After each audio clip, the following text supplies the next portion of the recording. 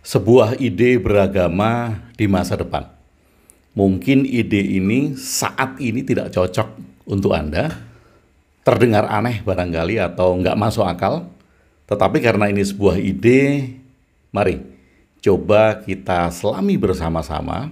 Siapa tahu Anda pun punya pendapat, punya argumen, punya opini tersendiri tentang ide beragama di masa depan.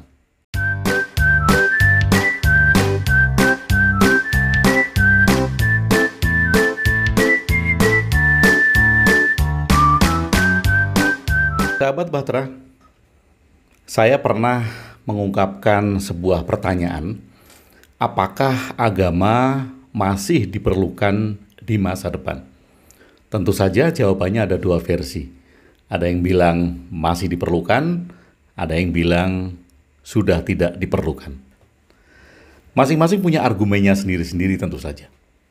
Karena pertanyaan itu dan jawaban-jawaban dari sahabat-sahabat saya kemudian mempunyai sebuah ide beragama di masa depan. Kita mulai dari sini.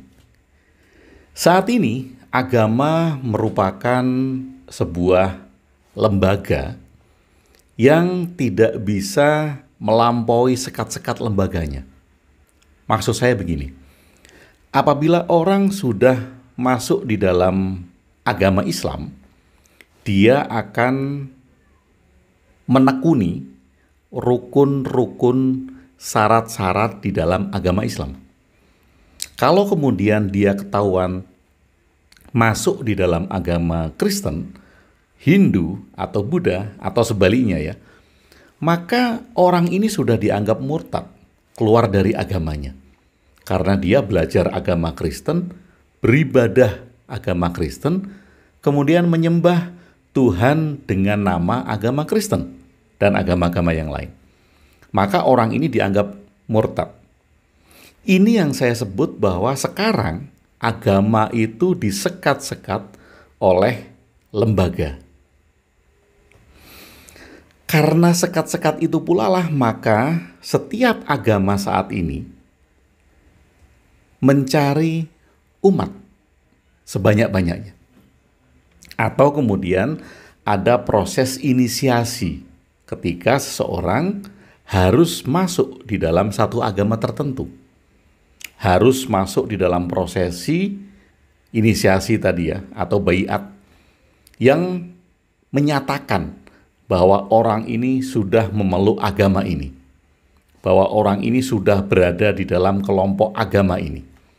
Nah, inisiasi baiat ini bagi saya itu merupakan sekat, sehingga orang tidak leluasa untuk menyelami agama lain yang dilihat oleh lembaga-lembaga ini. Tentu lembaga-lembaga ini tidak akan mengizinkan umatnya untuk masuk di dalam agama lain.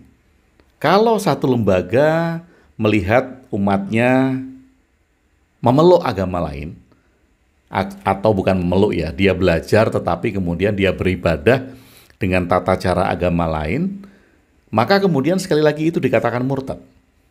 Mengapa dikatakan murtad? Karena setiap lembaga mengakui orang-orang yang berada di dalam kelompoknya, lembaganya ini, sebagai umat, sebagai kelompok yang dihitung jumlahnya. Nah, karena hal ini, maka setiap lembaga agama itu akan berlomba-lomba memperbanyak umat. Sehingga di titik ini sangat mungkin sekali saat ini agama itu bisa dipolitisasi. Agama bisa dijadikan sebagai alat kekuasaan karena sekat-sekat ini. Nah, ini saya ilustrasikan. Lembaga-lembaga agama yang saat ini saya sebut sebagai lembaga, kemudian ada sekatnya. Nah, kemudian bagaimana kalau sekat itu kita hilangkan? Nah, sahabat Bahtera, menghilangkan sekat-sekat lembaga agama ini bukan menghilangkan agama. Jadi di masa depan, bagi saya, bukan agama yang hilang, tetapi sekat-sekat lembaga agama ini yang hilang. Loh, bagaimana kalau sekat-sekat lembaga agama yang hilang? Kalau sekat-sekat lembaga agama hilang, maka ini sudah tidak menjadi lembaga. Mengapa tidak menjadi lembaga? Karena dia tidak mencari umat, tidak mencari banyaknya orang yang ikut di dalam kelompoknya. Kalau dia bukan lembaga, oke lah, saat ini saya sebut sebagai asram atau padepokan atau rumah singgah. Nah, yang paling easy adalah rumah singgah. Oke, rumah singgah agama. Mengapa rumah singgah agama? Karena tidak ada sekat.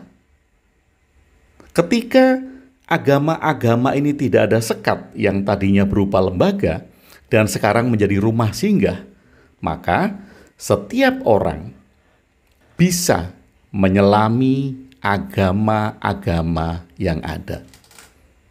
Tentu, karena dia menyelami setiap agama yang ada, dia tidak akan diharuskan untuk proses baiat, inisiasi, atau menerapkan peraturan-peraturan yang tidak boleh keluar dari rumah singgah tersebut.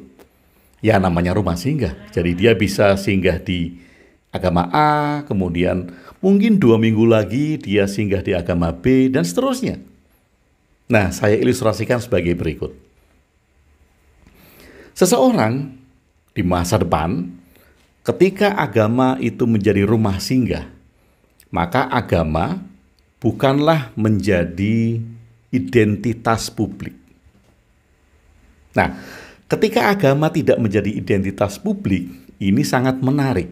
Sekali lagi karena dia tidak akan bisa dijadikan alat politik, tidak bisa dijadikan alat kekuasaan. Karena ini merupakan hak privasi yang sangat pribadi bagi manusia untuk memenuhi batinnya dalam perjalanan mengembangkan diri. Nah, kalau ini terjadi, sekali lagi, maka agama menjadi ruang privat, di mana seseorang itu diberikan hak untuk menyelami setiap agama di dalam rumah singgah agama-agama. Oke, kita mulai dari sini. Seseorang bisa pada awalnya dia belajar di rumah singgah agama A.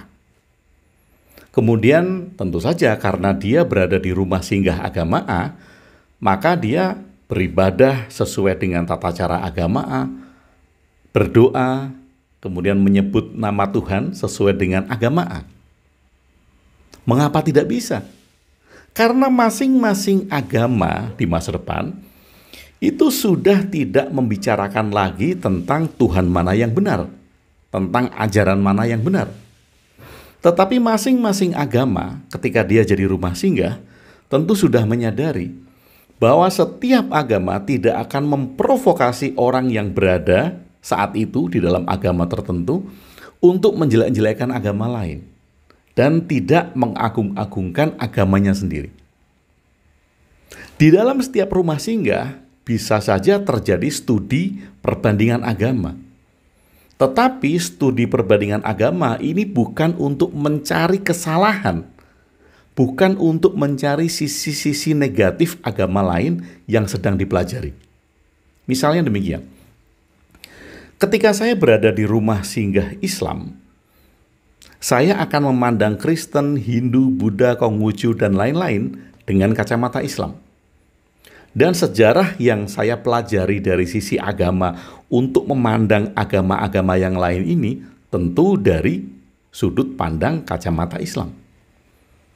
Kemudian ketika saya berada di rumah singgah Kristen, saya akan memandang Islam, Hindu, Buddha, dan yang lain-lain dengan kacamata Kristen. Sejarah agama yang saya pelajari tentu dari sudut pandang Kristen. Nah, ini menarik. Kalau pengajar-pengajar di rumah singgah ini sadar dan dia tidak memprovokasi orang yang sedang berada di rumah singgah untuk menjelek-jelekkan, untuk mencari kesalahan dari agama-agama yang lain, ini menjadi sangat luar biasa sekali. Karena setiap orang akan mempunyai pandangan yang luas akan mempunyai kebijaksanaan.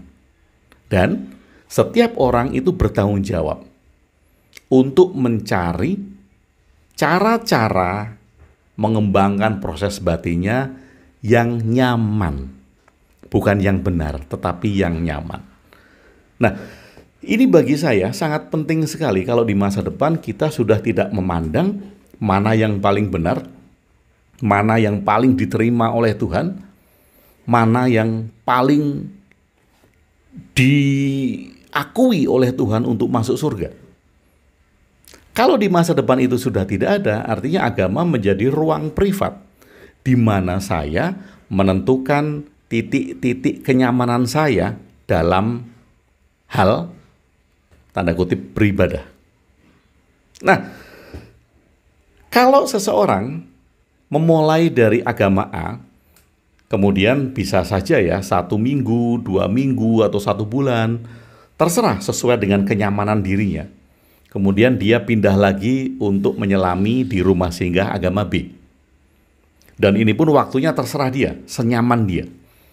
Kalau ada yang dirasa tidak nyaman, dia akan pindah lagi menyelami di rumah singgah selanjutnya. Kemudian dia bisa menyelami di rumah singgah selanjutnya. Demikian seterusnya. Lalu di satu titik tertentu, seseorang ini bisa memutuskan untuk berada di dalam satu rumah singgah dalam waktu yang lama. Mungkin 5 tahun, 10 tahun, 20 tahun karena dia nyaman. Bukan karena benar, tapi karena nyaman. Mengembangkan diri dalam proses batin ini bukan masalah benar dan salah, tetapi masalah nyaman dan tidak nyaman. Dalam hal apapun juga ya. Nah, dia bisa memutuskan dalam waktu yang lama, 20 tahun, 30 tahun, terserah dia. Tetapi sekali lagi, setiap rumah singgah tidak mengklaim bahwa dia adalah umatku, bahwa dia adalah anggota tetap dari agama ini. Karena ini rumah singgah. Sehingga masing-masing rumah singgah tidak berlomba-lomba untuk memperbanyak umat.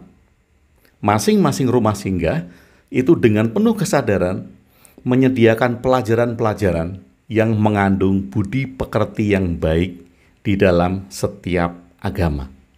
Karena dia rumah singgah. Nah, kalau ini juga diterapkan di bidang pendidikan, tentu ya, pendidikan di mana seorang itu sudah remaja. Remaja itu sudah bisa memilih. Kalau masih anak-anak, masih tingkat playgroup, masih tingkat TK, SD, atau mungkin SMP, mungkin saja dia harus dituntun oleh orang tuanya untuk ikut rumah singgah orang tuanya. Langkah pertama. Karena apa? Karena belum bisa memilih. Tetapi orang tuanya memberikan kesadaran bahwa suatu saat, bila dia sudah memilih, bila dia sudah bisa melihat keyakinan-keyakinan agama yang lain, orang tuanya pun mempersilahkan untuk belajar di rumah singgah yang sudah ada.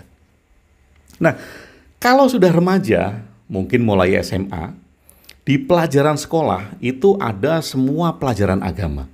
Tidak seperti sekarang kan, kalau sekarang agama Islam, yang bukan Islam diharapkan untuk keluar dari kelas. Atau kemudian kalau dia yang beragama Kristen, dia mengikuti pelajaran Kristen, Buddha, Hindu, dan segala macam. Tetapi nanti bisa saja semua pelajaran agama itu ada dalam waktu yang bersamaan. Dan setiap siswa bisa memilih hari itu mau belajar agama apa. Mungkin saja hari Senin sekarang ada yang belajar agama Islam. Senin depan dia belajar agama Kristen. Senin depan dia belajar agama Hindu. Demikian seterusnya. Jadi setiap siswa itu kaya akan pandangan-pandangan agama. Setiap siswa itu akan terbuka matanya untuk melihat sudut-sudut agama dari setiap sudut yang diajarkan di dalam agama-agama itu. Sekali lagi, karena ini rumah singgah, maka setiap pengajar di dalam agama itu di masa depan, itu saya harap, sudah sadar untuk tidak memprovokasi bahwa agamanya yang paling benar, bahwa hanya agamanya yang masuk surga, bahwa Tuhannya itu yang absolut benar. Tidak ada provokasi, dan mereka hanya memberikan sebuah cara pandang untuk memandang keyakinan dari sudut-sudut yang berbeda.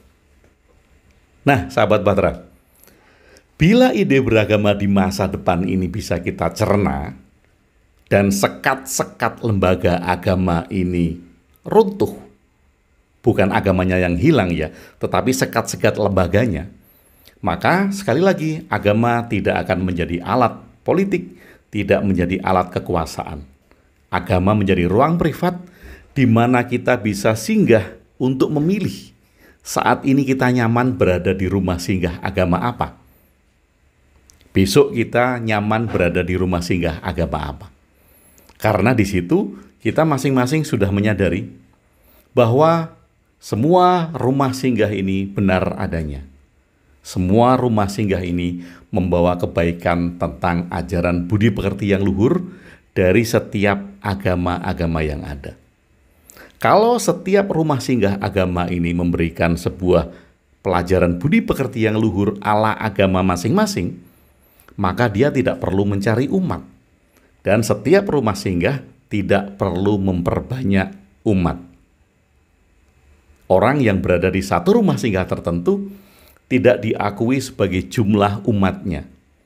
Karena suatu saat dia bisa pergi, suatu saat dia bisa datang kapan saja untuk belajar bersama-sama tentang satu agama tertentu. Tapi tentu saja, ide ini mungkin saja tidak cocok bagi Anda. Karena ini merupakan ide, merupakan wacana, tentu Anda mempunyai sebuah ide tersendiri tentang agama di masa depan. Dan tentu saja, opini Anda, ide Anda tidak harus sama dengan ide saya. Yang jelas, ide-ide yang ada yang akan kita implementasikan di masa depan, tentu saja adalah sebuah ide yang lebih baik daripada saat ini.